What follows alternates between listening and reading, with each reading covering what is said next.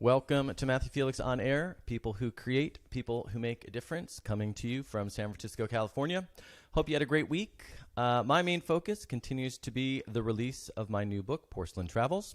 As those of you who watched or listened to recent episodes are well aware, Porcelain Travels chronicles humor, horror, and revelation in, on, and around toilets, tubs, and showers encountered on my travels.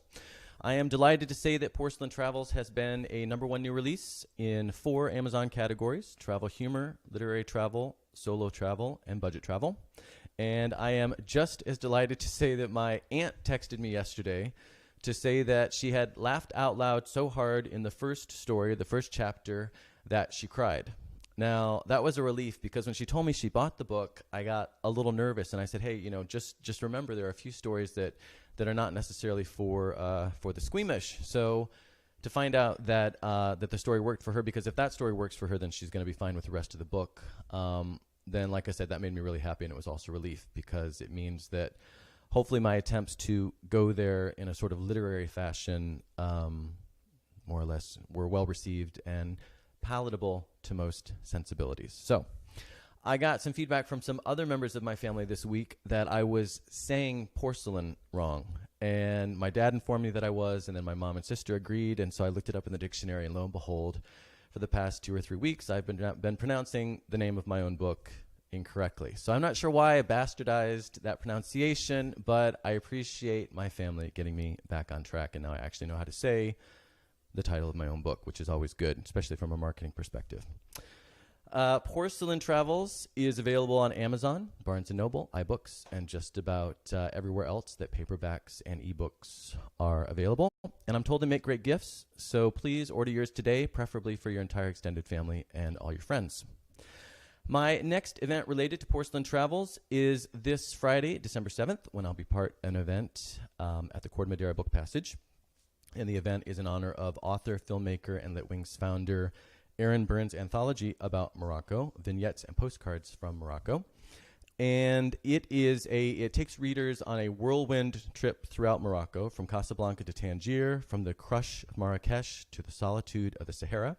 And it includes stories from Susanna Clark, Jeff Greenwald, Phil Cousineau, Michael Chabon, Paul Bowles, and many, many others. Vignettes and Postcards from Morocco won Forward Book of the Year, Reader's Favorite, and Book Excellence Awards. So check it out, both online, get yourself a copy, and then, or in your local bookstore, of course, but then on Friday, this coming Friday, December 7th at Book Passage. My book about Morocco, With Open Arms, Short Stories of Misadventures in Morocco, is also part of Book Passage's Friday event. And it just so happens that Porcelain Travels, my new book, features 2 stories from my Morocco book, as well as a Morocco story that was not in With Open Arms. So I'll be reading one of the stories that's in both books, and that story is called A Turkish Bath in Morocco. And not only will Erin and I be participating in the event, but so will fellow writers Doug Cordell, who of course is here today, Christina, Ammon, and Anna Elkins. And again, that's Friday, December 7th at Book Passage in Corte Madera. That event was supposed to be the subject of today's show, and I just got distracted by some of the comments. Matthew James DeCoster saying that I turned poop into prose, and I guess I kind of did, but hopefully there's a little more going on there. But then again, he did buy the book, so there is some of that, but there's so much more to the book.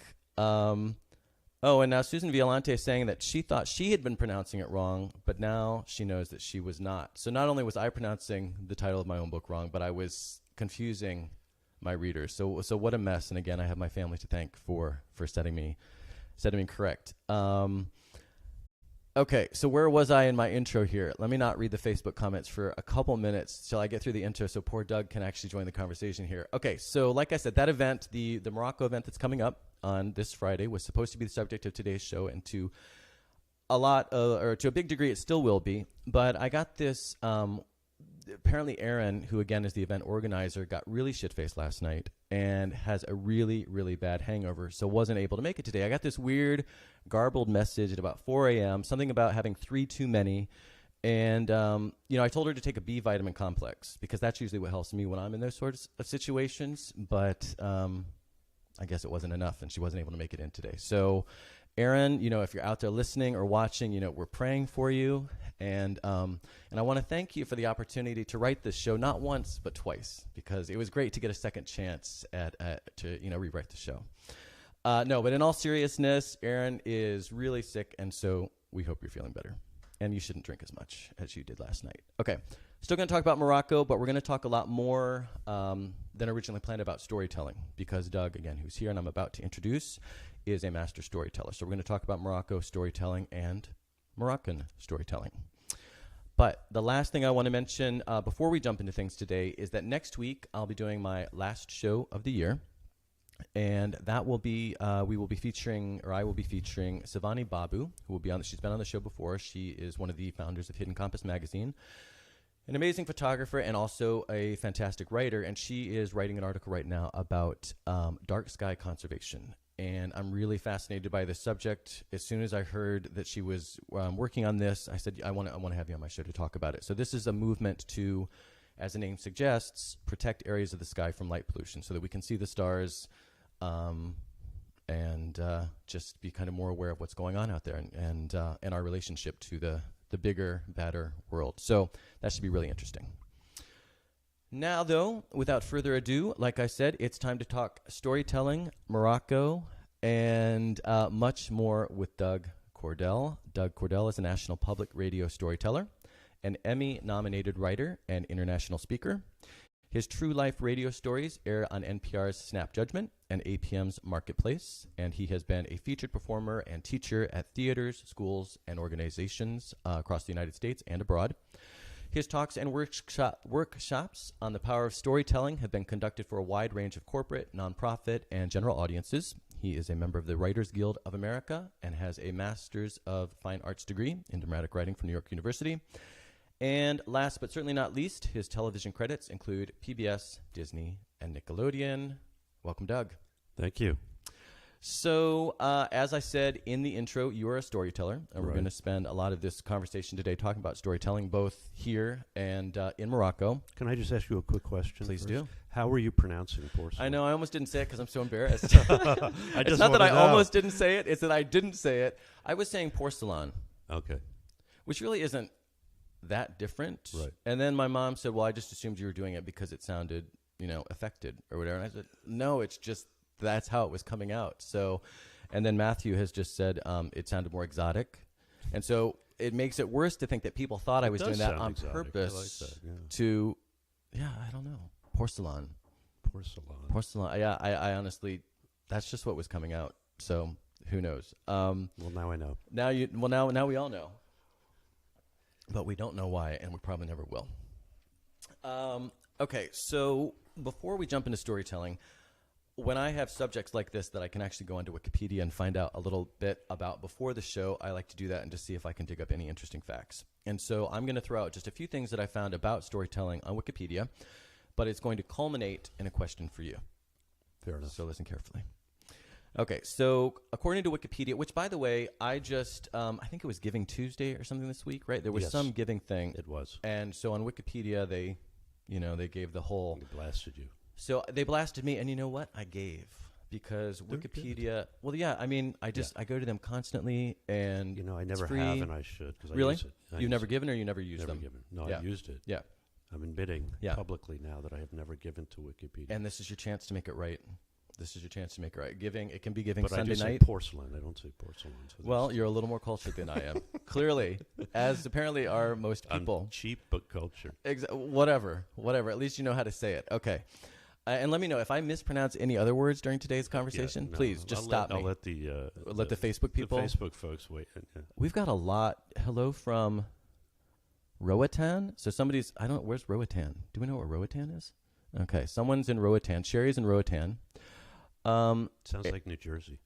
It kind of does, actually. Yeah. Erin Byrne is smashed on NyQuil, so she's kind of fessing up to the fact that she's abusing some substances. And Diane Lowe has joined. Hello, Diane. And Diane likes, and this is the last thing I'm going to say, and then we're going to get back to Wikipedia. Diane likes how much my shirt and new wall background match. That's true. Let me do this. Let's see.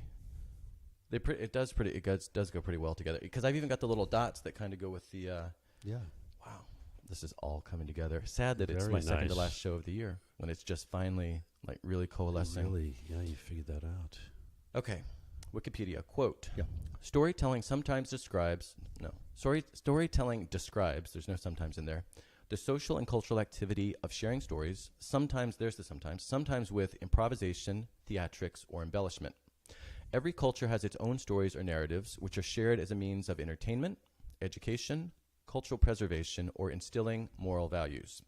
Storytelling predates writing, not surprising. The earliest forms of storytelling were usually oral, combined with gestures and expressions. Storytelling was used to explain natural phenomena. Bards told stories of creation and developed a pantheon of gods and myths. Mispronunciation already. Oral stories passed from one generation to the next, and storytellers were regarded as healers, leaders, spiritual guides, teachers, cultural secrets keepers, and entertainers. Oral storytelling came in various forms, including songs, poetry, chants, and dance. And so one of the reasons I wanted to start with that is because, I mean, there's a lot going on There's there. a lot. That's encompassing a lot. I'm So gonna work some of that into my bio, I think. yeah, you should. Healers, seekers. Yeah, whatever. exactly. No, my favorite one, though, was cultural secrets keepers. Yeah, I like that. That's a pretty good one. Yeah. I want to be one of those. So my question, though, for you then is, how would you define or describe storytelling today as we sort of think of it as a... Right. So I mean, the kind of popular form right now, and it is very popular, the sort of American Western idea, the moth, these NPR shows that I do, Snap Judgment, these live monthly shows. The conceit of that, generally for most of the shows, is that it's true story and it's your story. So it's first person, your adventures. It's not your story about your grandfather's experience unless it relates to you. That's sort of the idea. Mm-hmm. And some people play with that, but that's generally the form now that's really popular. There's a sort of another school, not as popular now, but it was, I think, a few decades ago, where people were telling, here in the U.S., telling sort of, how the moon got its glow kind of stories. Yeah? Kind of, yeah, it's a little more hippie. Mm-hmm. So not so much these sort of personal misadventures, or sometimes deep, sometimes funny, whatever. But it is definitely that, gather around the fire and share stories. Yeah. And allow these people to walk in your shoes. Mm-hmm. And that's, I think, the real appeal of it. So that very intimate connection of people being able to, because we're all ultimately separate from one another physically, right? Mm-hmm. You can't Mm-hmm. literally get inside someone's head, even if you've been married to them for 50 years. Well, there's channeling. There's channeling. Right, but yes, otherwise... well, that's, yes, right. This is the Bay Area, that's true. Yeah. Well, Ramtha aside, so it's really a chance to, imperfectly, incompletely, but sort of live vicariously in someone else's shoes. Mm-hmm. And people just are really looking for that right now. Yeah. And there's a lot of reasons for that, I think. But it's very popular, that form. Right now, I think part of the reason is, we're bombarded with data, we're bombarded with information. Change is happening very fast, a lot of dislocation, a lot of things going on. We have a lot of information, but we don't necessarily have a lot of meaning. Mm-hmm. And that's what storytelling implies. So I think in that Wikipedia description, people who imbue meaning, whether they're healers or they're cultural secret keepers, I'm going to use that one. Own that.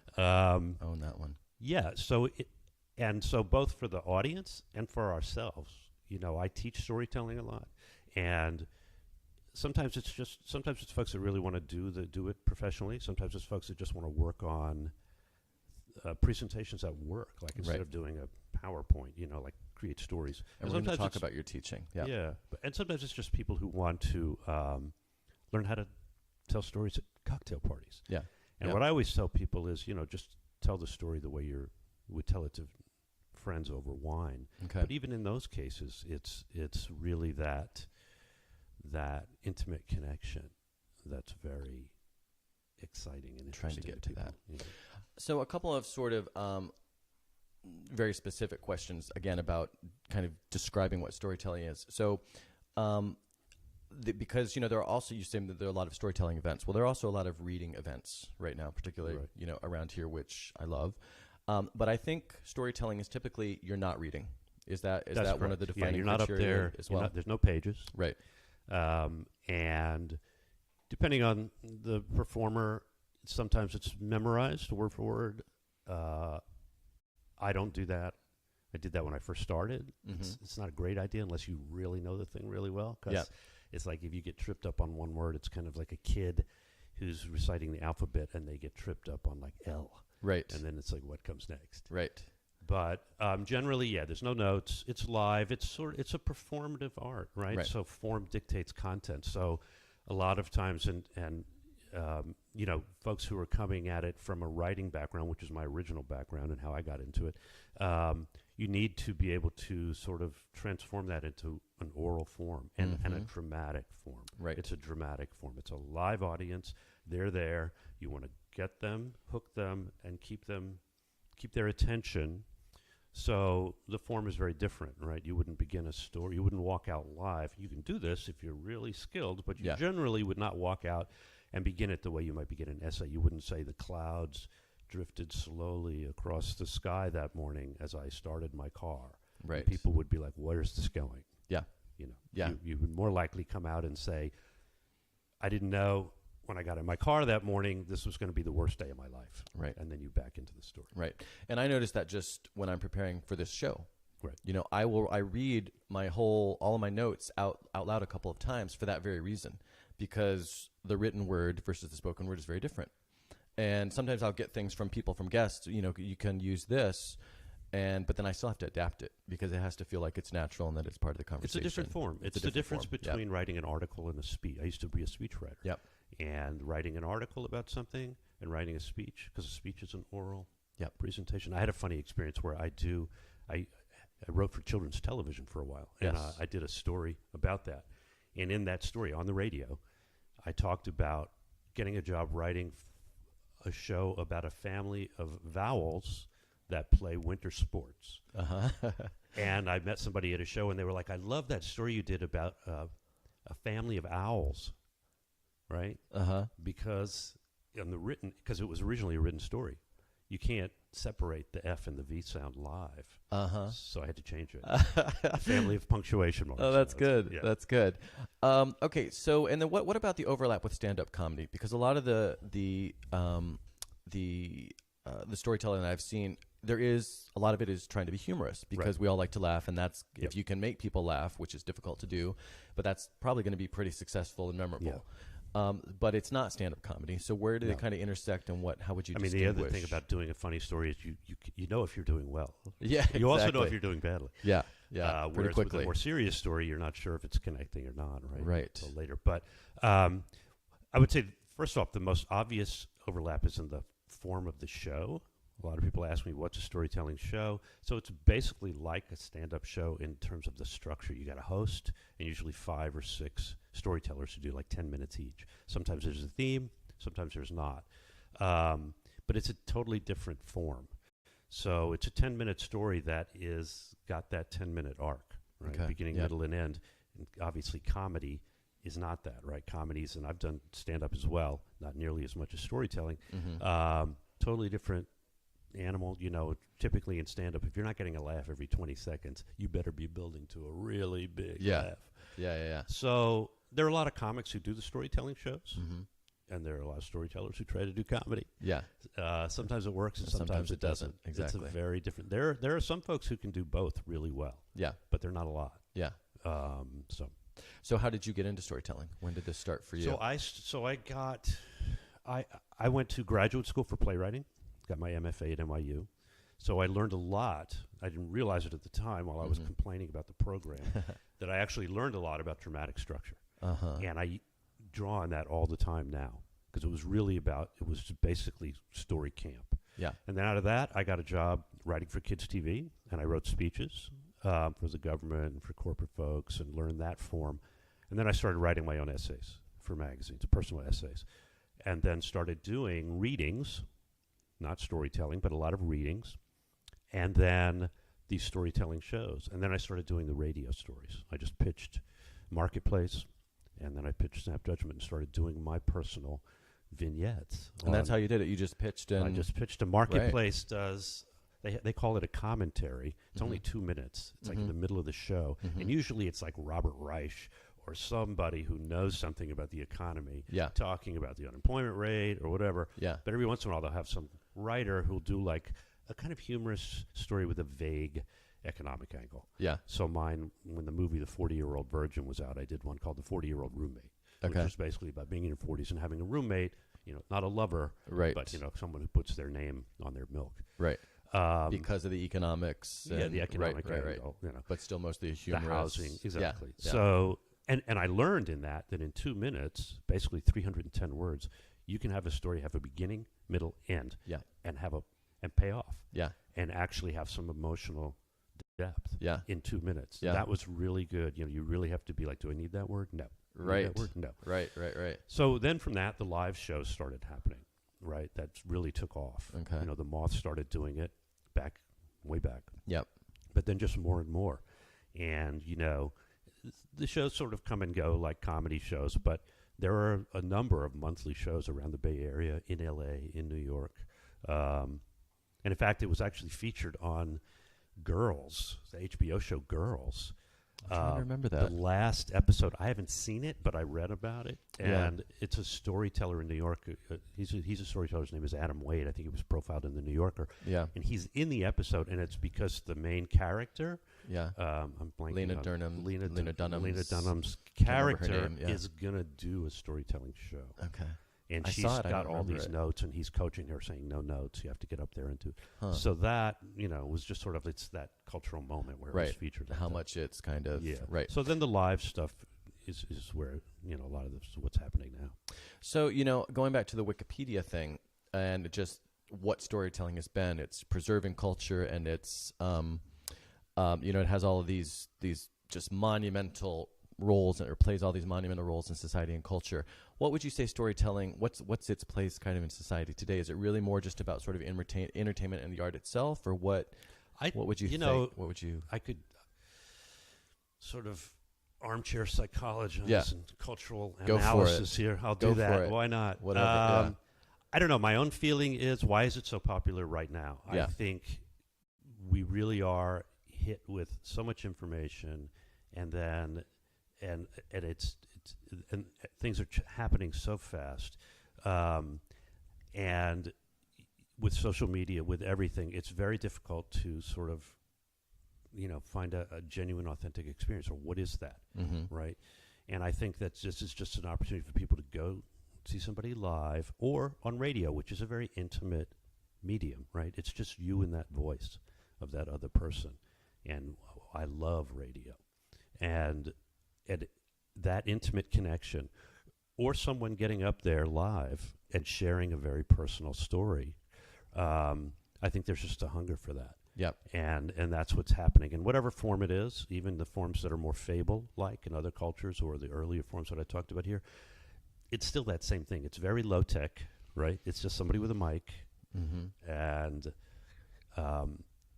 it's just sort of that sort of communal experience. People... Yeah. What's different from comedy and storytelling is when I do a storytelling show, people come up to you afterwards. A comedy, you come up to you afterwards, and everybody's sort of in the know, right? So they'll come up and they'll go, "Hey, great set, man." Yeah. But in storytelling, they'll come up and they'll go, "Oh my gosh, my aunt lived in that neighborhood," and they'll tell you their story. Resonated, yeah. And they'll tell you their story. Yeah, interesting. So it's much different experience. Yeah. Yeah, and I think the whole live element, like you said, I think tech is just, we can't escape it. Right. And we do want to have low tech or no tech, other than the mic and the lights, I guess. And we're also bombarded with a lot of crappy stories, and also a lot of false stories, right? I mean, that's what politics is, right? This is the sort of the buzz in politics for, if you're a consultant, is, what's your candidate's narrative? Yeah, right. This is and it's also big. I do workshops in the corporate world and NGOs, and they're trying to tap into this because they realize this is how humans understand the world, and it's a very powerful way to connect with people. Yes, but we're also bombarded in the most obvious examples come to mind but a lot of disingenuous stories, right? The most obvious being, without getting too specific, you create, if you're, and we see this around the world actually right now, you create a fear, and then you propose to protect people from that fear. Right. So you create a narrative. Right. Right. Right. You create a problem that didn't exist. You isolate it, and this is as old as the hills. Yep. This technique, and then you propose yourself as the solution to this problem that you created. And it's sort of like, I think back to men's magazines do this now too, but women's magazines, you'd see the front page of the women's magazines, and always the whole psychology was create anxiety and then propose to answer it. Right. Are your orgasms powerful enough? Right. Is he cheating on you? Right. 10 ways to find out. Right. 6, what's the internet? It's always like It's 5 so ways horrible. to do this. Yeah. 6 ways to Oh, it's all these lists that are anxiety inducing, and So there's a lot of bad stories out there. There's Right. a lot of disingenuous stories, and I think authentic stories, genuine stories resonate. Yep. Okay, so you just mentioned a couple times so far, just, you've referenced the fact that you teach. And you teach corporations, you teach NGOs, you teach individuals, different groups, et cetera, et cetera. So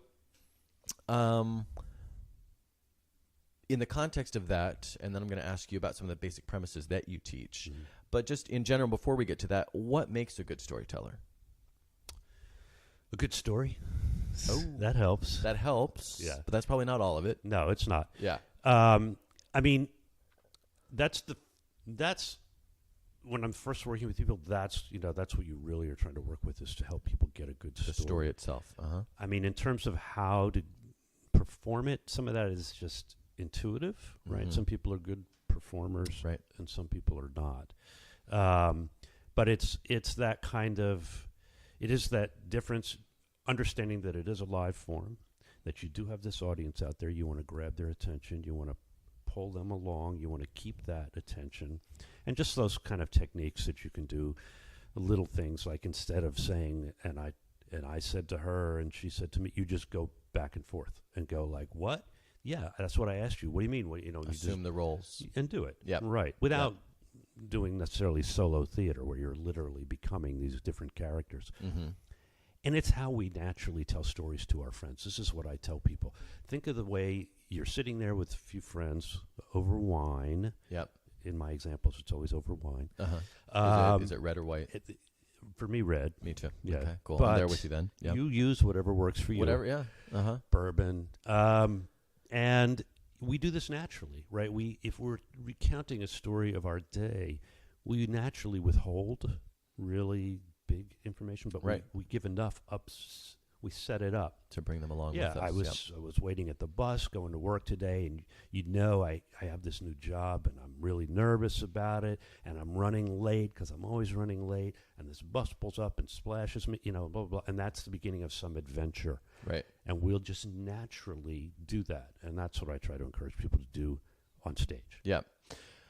So you mentioned, the story is kind of where it starts, but what about things like the voice and enunciation and breathing from the diaphragm? And do you work with people on that kind of stuff too, or not? Sure. Yeah. Sure. I mean, but a lot of that just comes with doing it, right? Getting comfortable. I mean, most of the problems with that, and I encountered this myself because my background is a writer, right? I'm not somebody who starred in the high school musical. I was in the high school musical, but I was like one of the people in the back, you know, pretending to be drunk on the subway or something like that.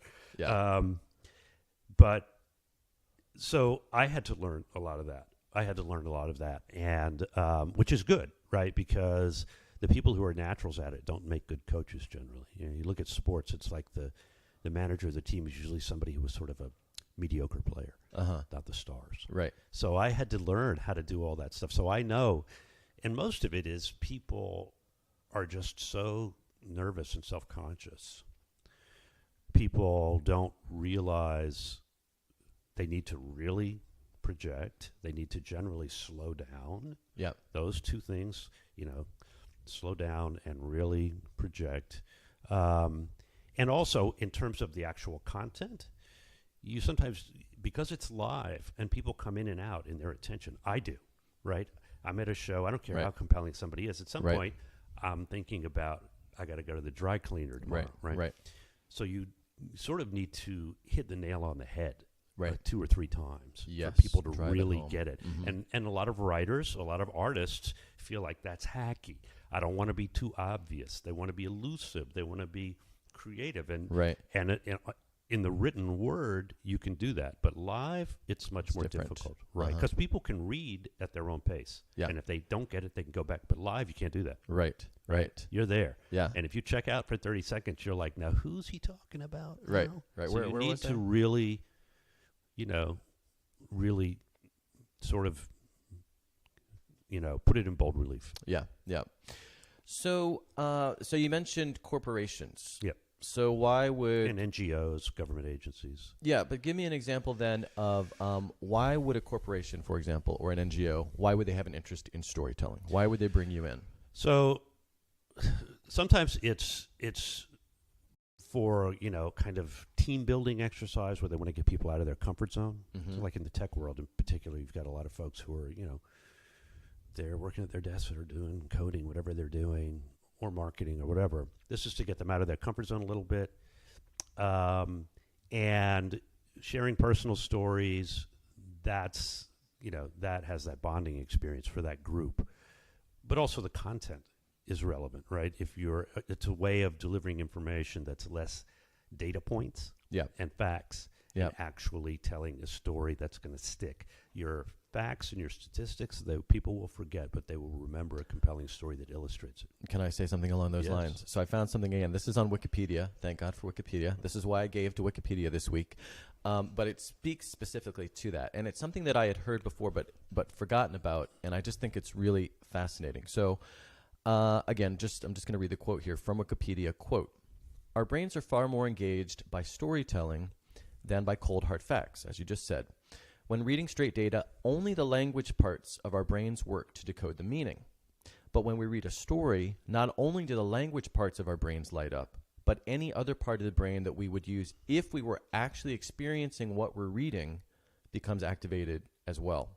This means it's far easier for us to remember stories than hard facts." So it's not just coincidence. I mean, there's whole other parts of our brains are activated through storytelling versus just the facts. And it makes sense. Yeah. I mean, yeah. And it's why stories are at the root of so many. They're at the root of every religious ritual, right? I mean, the dramatic arc, Aristotle's dramatic arc, is literally. I grew up raised Catholic. I've since lapsed. Yeah. But that Catholic Mass and probably a lot of other, it's literally that dramatic arc. It's like introduction, crisis, climax, and then resolution and denouement. So, I think it's why I always think, why we, maybe I'm projecting, but I certainly have a hard time with the idea of eternity, not just from a theological point of view, but from just actual physics. Right, because there's no beginning, middle, and end. Yeah. And how do the human brain? It's a sort of, we run up against that limitation. Yeah. Right, that something was always here, and it always will be here. Right. And you're like, wait a minute. That's why I always want to hear like astrophysicists talk about the Big Bang. I'm always like, the Big Bang of what though? Like what was there? But anyway. Okay, so we're going to talk about the origins of the world. Yeah, it sounds like Exactly. Let's just go deep here. Yeah. Let's go deep here. What about one thing I didn't ask you a second ago that I'm curious about that you did kind of touch on, improvisation. Yeah. So you said, some storytellers will memorize the whole thing, particularly early on before they get comfortable. But then not everyone will. They'll just sort of kind of know the general feel of the story. But then there's also, is there any place for just improvisation? Or are you not really going to improvise that much because you do know kind of the start, beginning, and end? So maybe there's not really much place for that. Yeah, I don't think you would improvise too much. I mean, maybe in this way it is sort of like comedy. I always wondered when I was doing this, the little bit of stand-up I've done, you'd be doing some barely step above an open mic, and there would be a comic who's headlining at Cobb's later that night, and he's there. Doing material, or she's there, right? And you're like, why are they here? Yeah, and it's because that's where they write. They write on stage, right? Of course, they scribble things down in cafes, but The only way to really try material is to write it on stage. And so I have found that with storytelling, where I've done stories a few times, and then after the show, I've like added a line here, or I realized that something I said, a particular way just that first time really got a great response, and then that's how I do it. So over time, in a way, I almost know that story backwards and forwards, but it's evolved very organically. Right. And you in the audience wouldn't know that I literally know that thing's backward and forwards. Yeah. Because you're trying to deliver But it. when I teach people, and working with folks, I basically say, like, know your beginning and know your ending. Yeah. This is the biggest problem most people have, is they don't have an ending. Yeah. And then you'll see people who kind of go way over time because they're looking for that big ending that's going to pull it all together. And you're like, no, man, you passed that exit. They're looking for the ending while they're already on stage. They had an idea, or they think they're going to, and they're so. Know your beginning, know your ending, like literally the lines, right? Yeah. And then know your sort of like 3 or 4 major story sort of milestones. Points. Yeah. And also to think of it visually. Think of it as little scenes. I always tell people it's like little movies where you're the star. It's a little movie and you're the star. Set the scene. I went in for the job interview. This guy's got some masks on the wall that are very creepy looking, and I'm, just set the scene. Right. Little details. Very little. Right. Another interesting point, sort of with regards to the psychology, that I hadn't necessarily thought about, but that really applies to me when I'm journaling, is, and this again came from Wikipedia. I'm not going to read the quote, but just the premise I thought was interesting, and I'm curious. I think everyone's going to be given to Wikipedia. I know, seriously, this is the best. You don't get a cut. And normally I don't keep going back to Wikipedia, but they really did he's giving me a little bit of a kickback, but no, it was interesting because the article talked about a wickback. A wikiback. Talking about how oftentimes when people are telling the stories and developing, well, they were talking about really more that in the process of telling it. Often a person needs to attempt to tell the story, I am going to use the quote, of that experience before realizing its value. In this case, it is not only the listener who learns, but the teller who becomes aware of his or her own unique experiences and background. So one of the reasons I journal is because if I've had an experience that's powerful, good or bad, if I've had just emotions that are strong for, again, in either direction, when I start writing it down, I end up making much more sense of it because I'm forced to find the words, right? So safe to assume, do you have any thoughts on kind of watching people go through that process? And I do it myself. Yeah. It's like, why is it, of course, writing is frustrating and creating is difficult. Yeah, a labor of love, but it's labor. Yeah, but there's also something deeply satisfying about sort of ordering your experiences and rendering them, and the storytelling form is the same. I think it's that you live that experience again, and you have some perspective on it and some distance, and it does give it that meaning, rather than just a series of random, events tumbling through your day. And I think that and so yes, sometimes stories that I think will work don't work live. And the only way to know, and again, that is in similar to comedy, where you get up there and you think it's just not resonating, and maybe I just haven't figured out why this story resonates for me, and I'm not communicating it to the audience. Right. There's something about it that's important to me because I want to share it, but it's not coming across. And sometimes you really have to just kind of think about, like, why is this important to me? Why is this so? But even in those cases when it doesn't pan out that way, it's still a productive experience. Yeah. It's, And I'm always fascinated by how it also works the other way, where things that I don't necessarily expect are going to resonate, whether it's, again, funny or dramatically. Right. And all of a sudden people are laughing. And I thought, well, I liked that line, or I wouldn't put it in there, but I didn't realize that was funny. Or I liked that line, like I just did a reading, a couple weeks ago for my new book, and I got and I didn't see that coming, right? And I thought, I get why they did it in hindsight, but I didn't really anticipate. So it's interesting on the one hand, this perspective, but then it can also happen the other direction, where you learn things that it does resonate in ways you didn't even expect it to resonate. Yeah. I mean, which I is find really that interesting. definitely with things that people think are funny. Yes. Because when you're trying to be funny, and sometimes, but other times it's really just you're in character.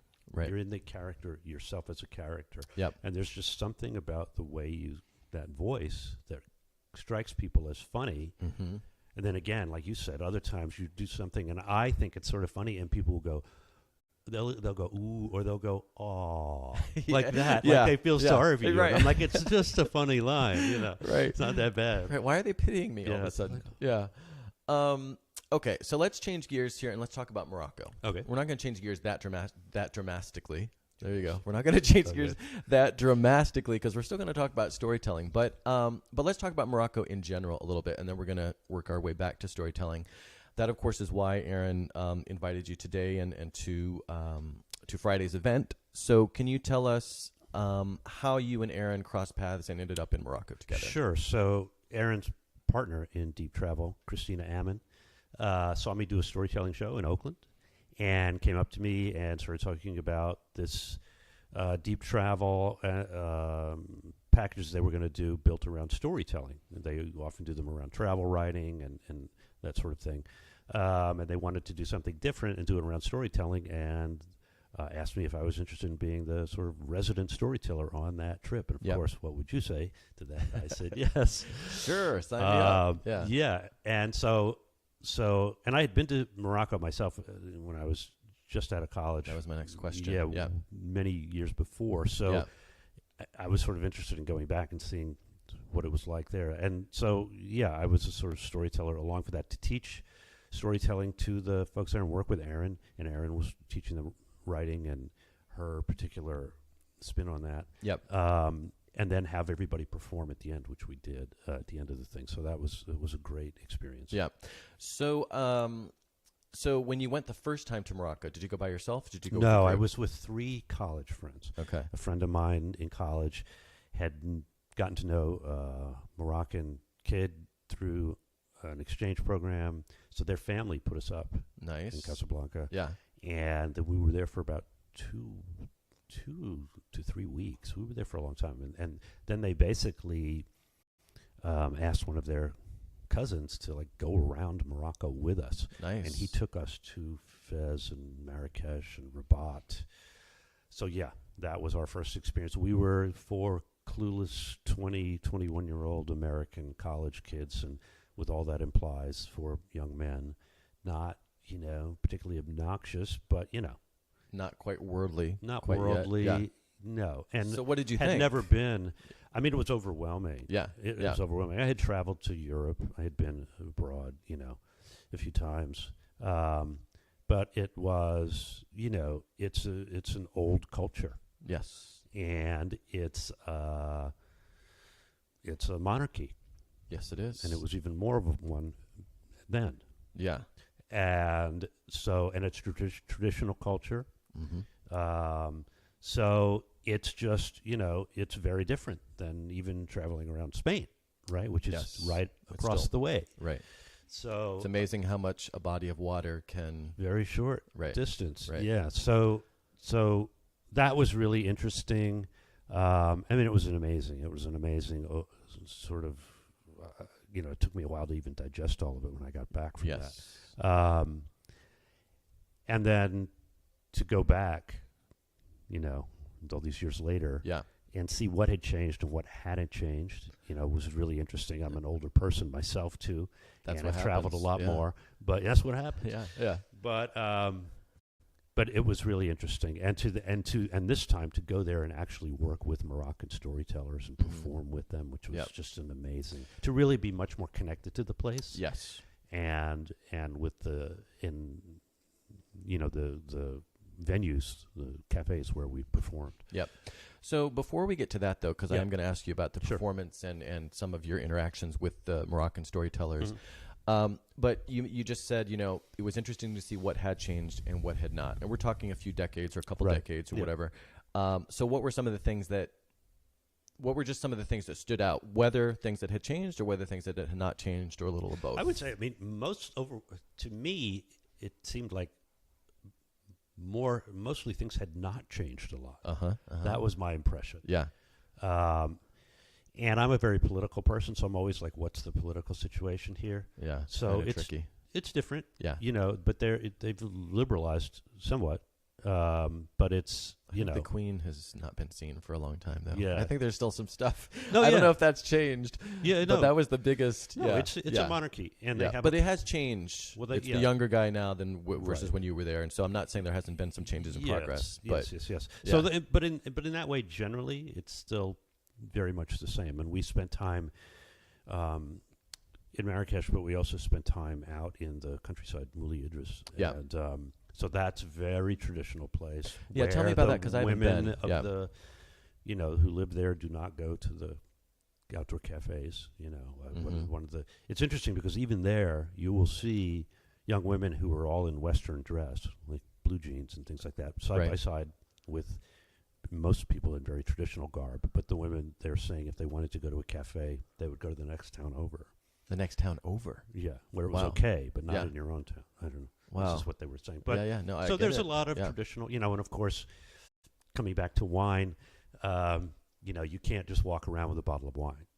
And yet, something I learned doing the preparation for today's show, and that I was that's one of my next questions, was one of the things you guys did on your trip was you toured a vineyard. We did. And I had never heard of Moroccan wine, but it turns out the Phoenicians brought wine to Morocco. It's been there a long time. And then the Romans, it was big during ancient Rome. Right. So wine has been in Morocco for a long, long time. And the French actually invested a lot in when it was a colony. And then since the 90s, it's having a revival. Yeah, and I think some of these folks who are from outside of Morocco can get a special, if I'm remembering correctly, so kind of a special commission to operate these places. So how that works, obviously it's a But culture. Is there no alcohol? You're not allowed to drink alcohol in Morocco? I don't remember. Well, you could drink it. I mean, you can drink it. They serve it in the hotels. I mean, obviously tourism is a big part of Morocco, so clearly they have it in the hotels. But just in terms of, particularly in these more outlying areas, we were just told by our Western hosts that don't just walk around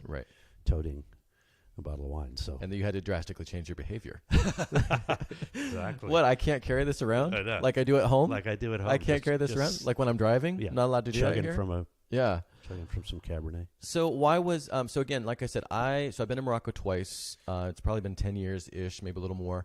I've never been, or I didn't go to on my 2 trips to Moulay. Is it Moulay Idris? Is that how you say it? Moulay. We said Moulay Idris, but I don't know. Moulay Idris. I have again no idea. Pronunciation's not my strong point. Right. Why is that? Why is that a great place to go? Right? Why do you think that was chosen as the place for this workshop? Because that's where you spent the bulk of the time. It looks like. Yeah. Or and in Fez or Marrakesh. Marrakesh. Oh, okay. I didn't see that on the itinerary. Okay. Yeah. Yeah. It I think just because it was a traditional culture, you could really live in the old part of the town and the countryside there. Yep. And ancient ruins. Volubilis.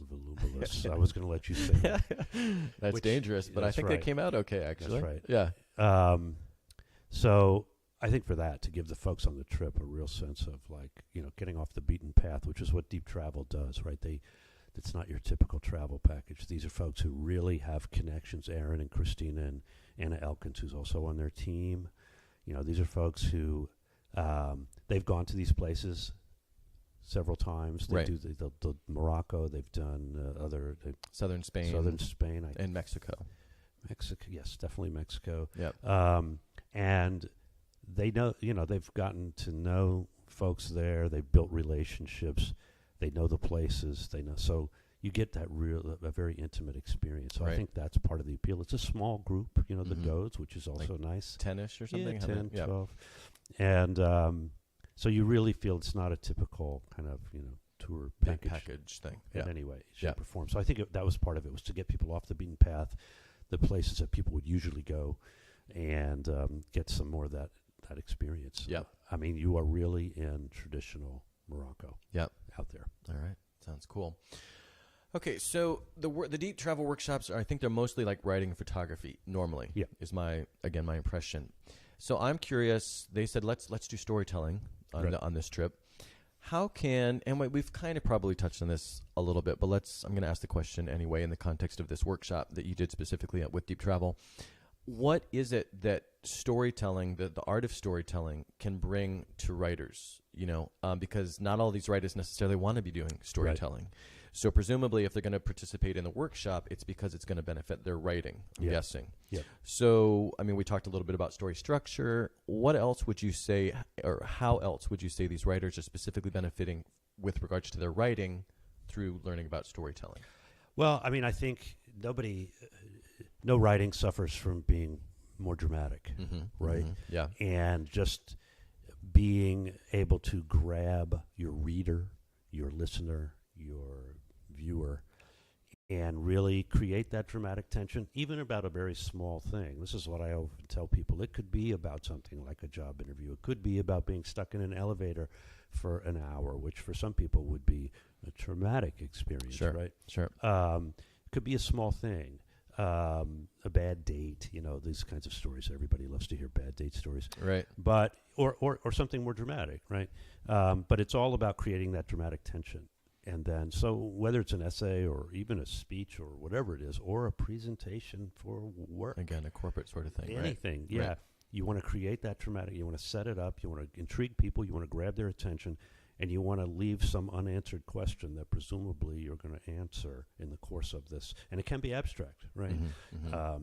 Can I get over my personal demons, or can I stop being my own worst enemy, right? It doesn't have to be like, am I going to get the job, or will the girl get the guy? Right.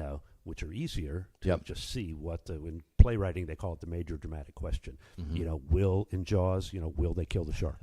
Right? That's the major dramatic question. And the whole movie hangs on that. And once the shark is dead, the movie's over. Yeah. Right? Until the next movie. Until right. the sequel. Well, yes, exactly. Until the 17 sequels. Yeah. They keep coming back. New sharks keep coming back. Those things breed. Yeah. So it's that same thing. It's those same techniques, I think, are useful for that. Yep.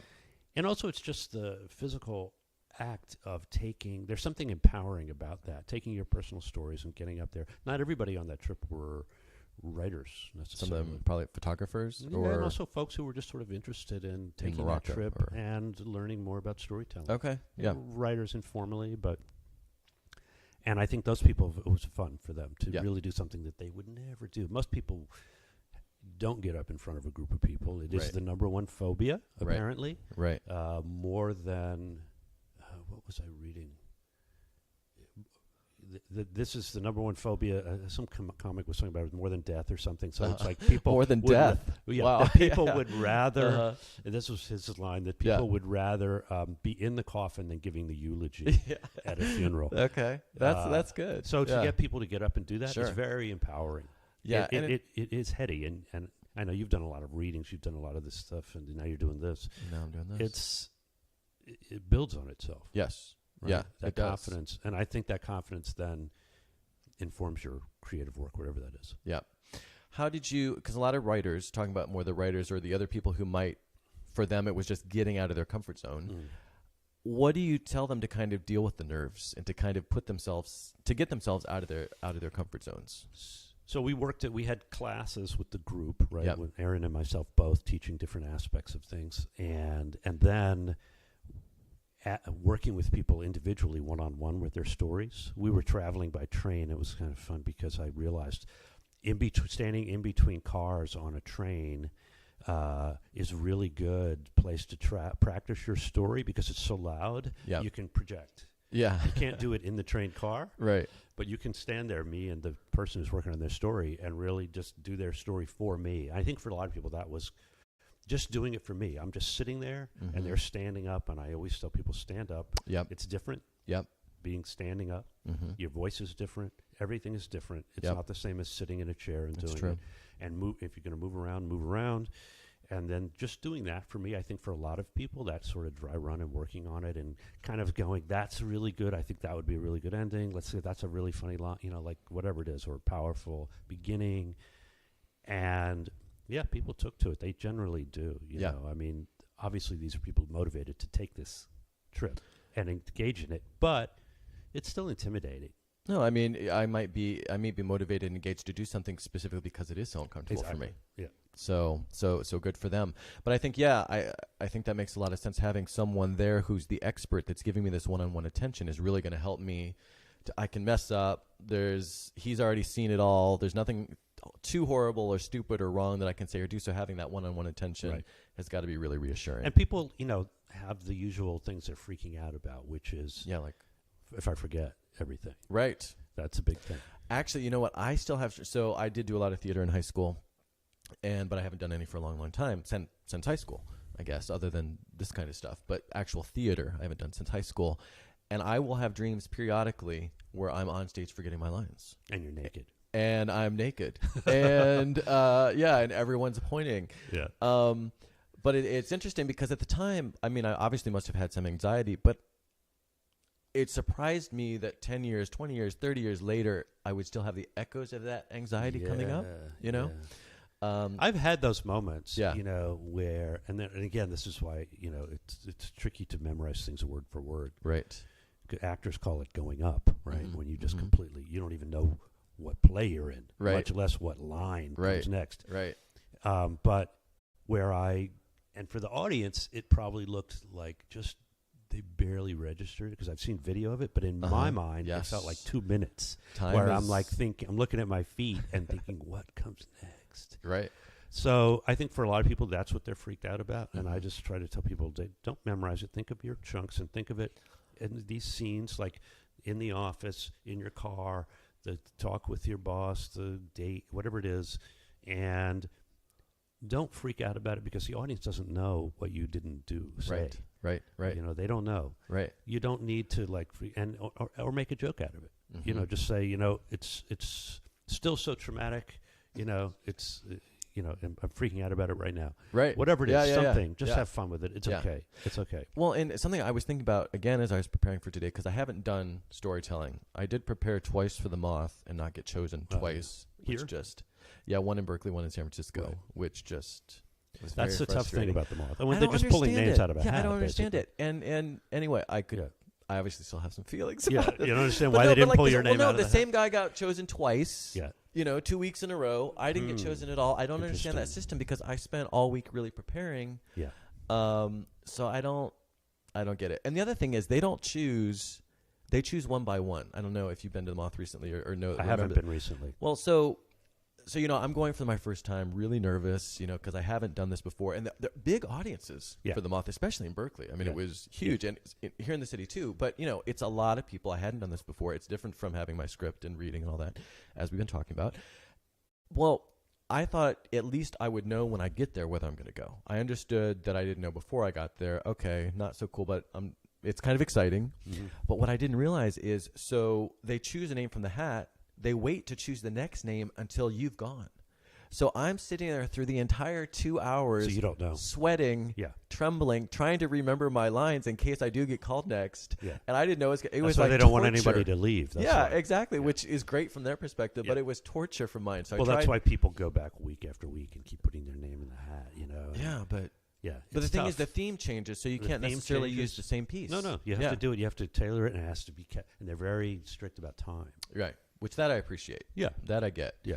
But anyway, I was a little frustrated by that. In case it's not obvious. Yeah. Okay, but let's talk about again. So, looking at the time here, and I want to make sure one of the things you did, coming back specifically to storytelling and Morocco, merging the two here is. Excuse me, you had the opportunity to work with Moroccan storytellers. Yes. One of whom was this, it sounds like sort of a legend in Moroccan storytelling. He's been doing it for 50 years. Yes. And you got to interview him through a translator. I did, yeah. So can you tell us just a little bit about that, what you And it was interesting because I had seen him perform in this cafe. It's called Cafe Clock. It's a Brit expat, has this cafe, and he's got one in Fez, and he's got one in Marrakesh. Is that the Clock something? Cafe Clock. Cafe Clock, right. Yep. And so, very cool place, great spot to hang. Yep. Highly recommend it. Okay. But next time. He performed there. What's going on there is that these younger Moroccans are learning these traditional oral stories that have been handed down. That this storyteller's older Hajj, I think was his name. Man, yep. has been doing for 50 years, right, in the Medinas, the public squares around. And just quickly, are they learning because that's just what's done in Morocco, or is it because storytelling's sort of having a revival? Or I'm just curious. The latter. I mean, they're creating that revival. Mm-hmm. I think, whatever motivated them, they want to capture these stories before they die with the older storytellers, right? Yeah. So they want to hold on to that tradition. They're learning these stories and learning that form. So that was really great to see, because these are more westernized, younger Moroccans who were up there also doing storytelling. And so what was great was to see them do those stories, and they're learning those stories, and those stories tend to be more fable-like. There's some humor. There's a lot of humor in there. They have a little moral, but it's not too heavy. A little twist, you know, it's like the ugliest man in the village gets the king's daughter. That kind of thing. But to see that, and then what I did because what we were teaching folks, we were trying to use that form, but also talk about the Western style, the personal moth style, first person true stories. Because Moroccan, according to I think Erin's afterward, was saying that Moroccan is always third person. Traditionally exactly. Third person, they are. Yeah, exactly. They are like 1001 Nights. Stories. So what I did when I interviewed him through a translator, I wanted him to do basically a Western style story, because I think this guy's been traveling around for 50 years telling stories. He's got to have good stories. Right, of his own, you mean? Of his own. Yeah. So he really took to that. He lit up. He's such a natural performer. First of all, I'll just say, I saw him perform in Berber. Right. So which is the local language, or the one of the there's Arabic as a main language, and then Berber, what's it called? I forget. Anyway, Berber. We'll call it Berber. Right. There's another language. Whatever the language is called. But I don't speak Arabic either, so it wouldn't have mattered to me. But he was so animated, and he made funny voices, and he'd sing, and he would dance around, that it was completely entertaining. That's pretty good. Right. When I don't speak the language and I'm still transfixed. So I wanted to interview him about his experiences, and he started talking about how he got into storytelling as a young guy, and his family wasn't crazy about it. And it was a great story about him as a young man sort of doing this, something that wasn't quite maybe respectable in his family's eyes. Or maybe antiquated. It was traditional. Or whatever, a little too, in some cultures, it used to be in this culture, like show business was considered sort of, déclassé. It was like not, right? People who were involved in showbiz, theater people, were not like movie stars today. They were considered sort of, out, just part of the whatever the the demi-monde. Outcast, not outcast, offcast, marginal people, right? So he was great, and he told that story, just sitting there talking, because he's a natural, and he's a bit of a ham, like a good storyteller, and he took right to it.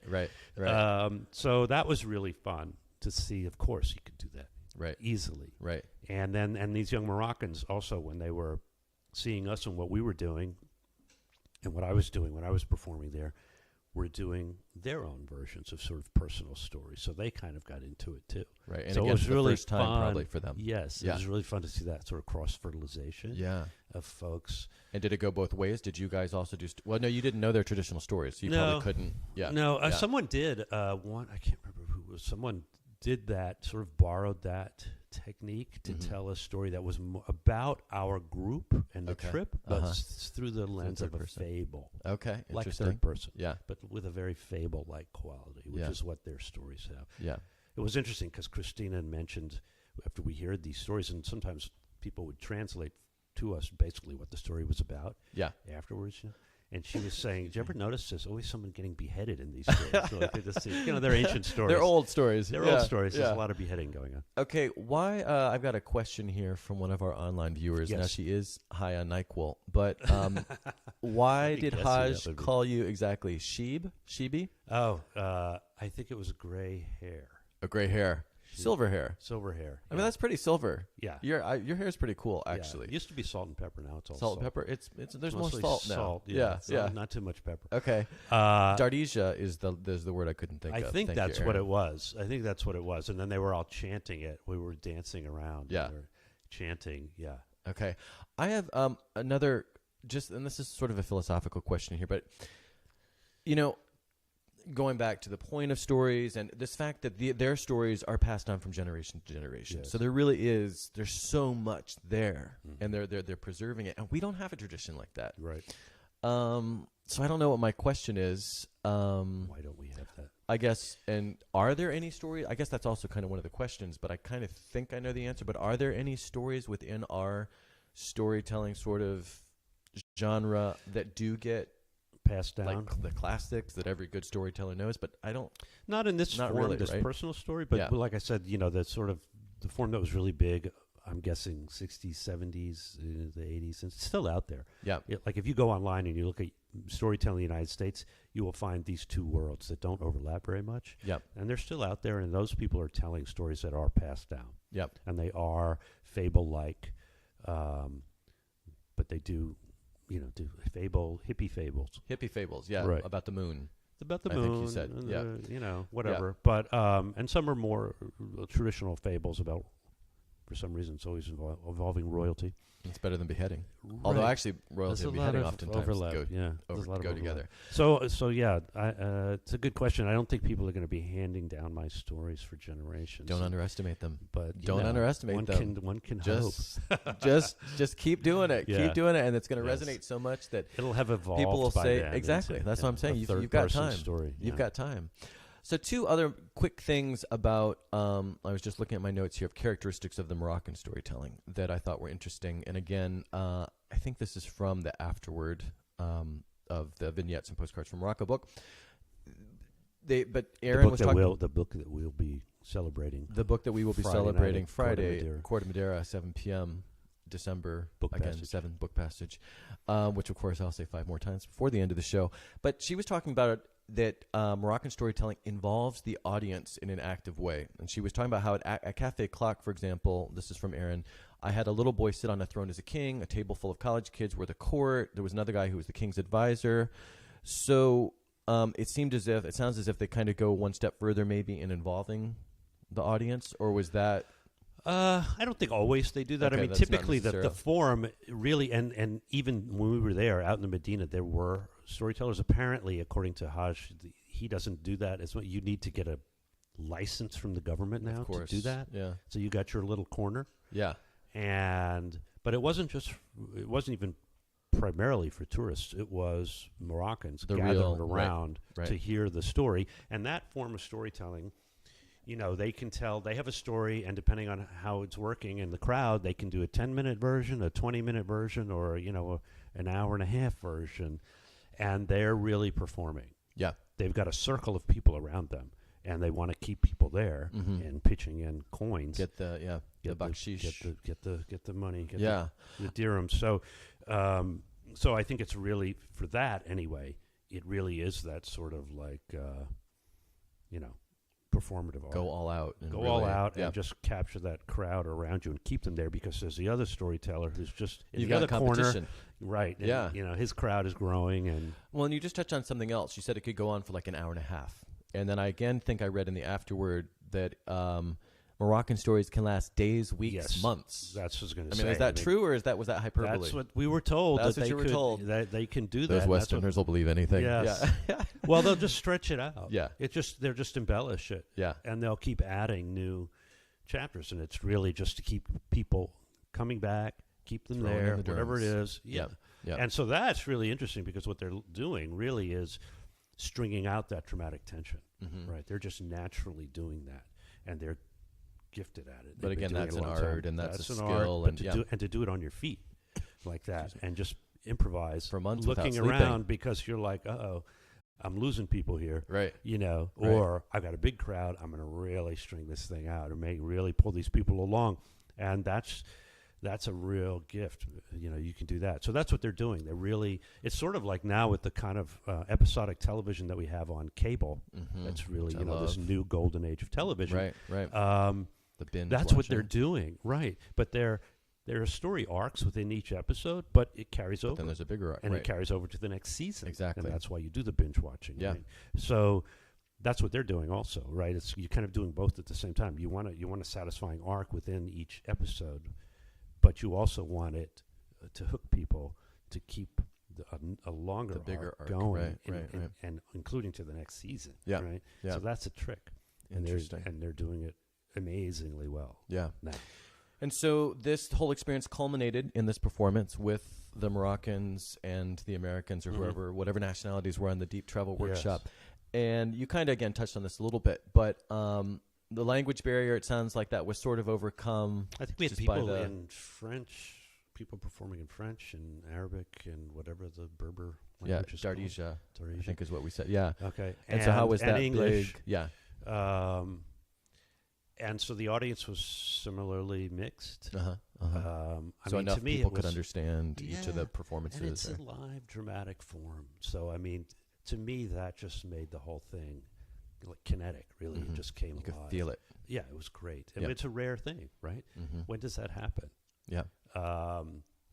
So, and that cafe, those folks are really making a lot of that kind of thing happen more and more. It's a you know, there's a sort of expat, you know, contingent going through there as well. So, yeah, it was just amazing. And I don't think the language barrier was an issue for me. I mean, I don't speak French either. Right. I can pick up a lot more of it and follow it. Right. But still, that was instructive to see that people can be really entertaining speaking a language that you did not understand at all. Yeah. Then you know you're really selling it. Right. You are really selling it. Right. I have no idea what they said, but I couldn't stop listening and watching. Yeah.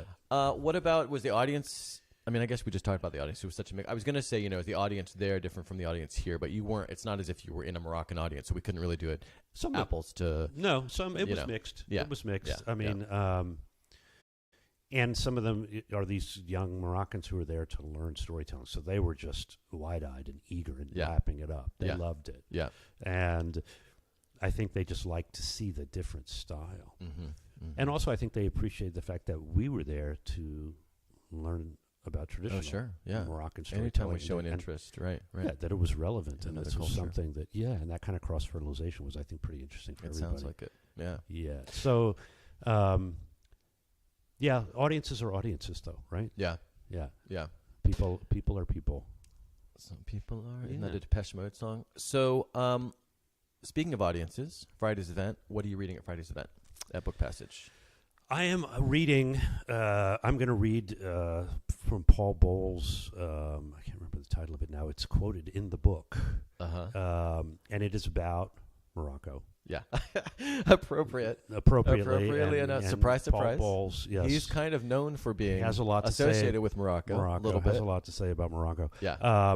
But I'm also going to be talking a bit about, our experiences there and what I learned in terms of their style of storytelling versus what I do. Yeah. That's what I'm doing. The Paul Bowles thing is just going to kind of tee it up. It's this very atmospheric introduction to, first coming to Morocco. Yeah. Okay. Oh, so it's early on when he was just kind of arriving. Well, the pieces, like from that point of view, like it's sort of like when it's second person.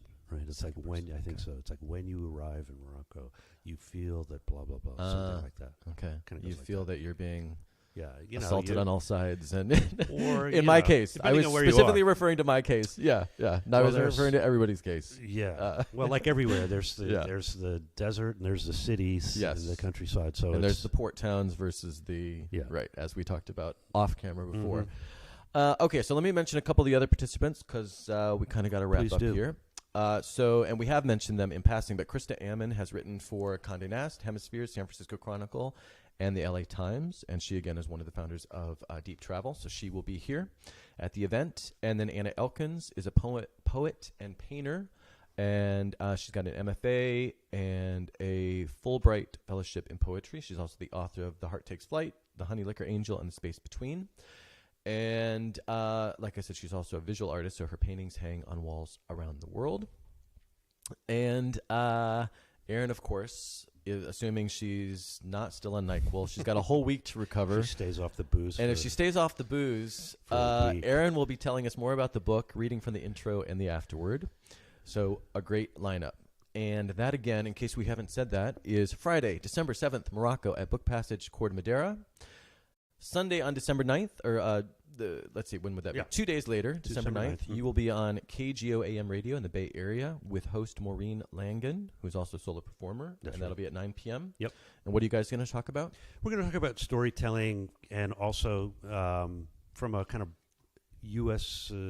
Cultural view, what's going on in the kind of crazy world we live in right now. Oh, going to get a little political. A little political, but also pop culture, and just talk about storytelling in general, and you know, some of the things that we've talked about meaning and authenticity and genuine experience, but also from that broader cultural point of view of kind of the kind of crazy stories we're hearing now. Okay. Yeah, there are a few out there. There. And then the next day, Monday, December 10th at 6 p.m., there's an event for the other Vignettes and Postcards book, Vignettes and Postcards from Paris. And that is also edited by Erin. And that event, Paris, Past and Present, is being held at the Commonwealth Club here in San Francisco. It features Erin, Kimberly Lovato, Colette Hanahan, and Nancy Sapansky. So a lot of events going on people need to get to, starting this Friday. That's the one we're focused on right now. Yep. But I did also want to mention there's a deep travel trip to Morocco. The next one, there's actually one coming up in March. It's going to be taught by Lavinia Spalding, author Lavinia Spalding. And if you can't wait until March, there's one to Mexico with Tim Cahill. And then if you want to go a little further out, I think the second half of March, there'll be one to southern Spain to Andalusia. So check that out. Doug, thank you very much for being here today. Thank you. This was a lot of fun. Yeah, I learned a lot, it. and I'm looking forward to Friday. Did we mention that we have an event on Friday? I think we did. Okay. Book Passage Morocco. There you go. So DougCordell.com to find out more about Doug, his upcoming events. I just named just mentioned his 2 upcoming events, but there are a lot of other events. Yeah, there's he's a got calendar coming on up, there, and and video and audio and all the like. So check out his video, his audio. Check him out on NPR and on Marketplace. Erin is at e-byrne.com. So check out her website, deeptravelworkshops.com, for the workshops. And that's all for today. Like I said, next week is Savani Babu talking about dark sky conservation. Thank you for watching and listening. If you like the show, please share on social media and subscribe, rate, and review on YouTube, iTunes, and or Google Play. That is the only way the word gets out, and I really appreciate it. For more about me, my website is MatthewFelix.com, and links to my social media, books, including my new one, Porcelain Travels, other podcasts, and all the rest can be found there. If you have any comments, ideas for the show, or just want to say hello, I would love to hear from you at FelixOnAir@MatthewFelix.com. Thanks again for watching and listening, and have a great week.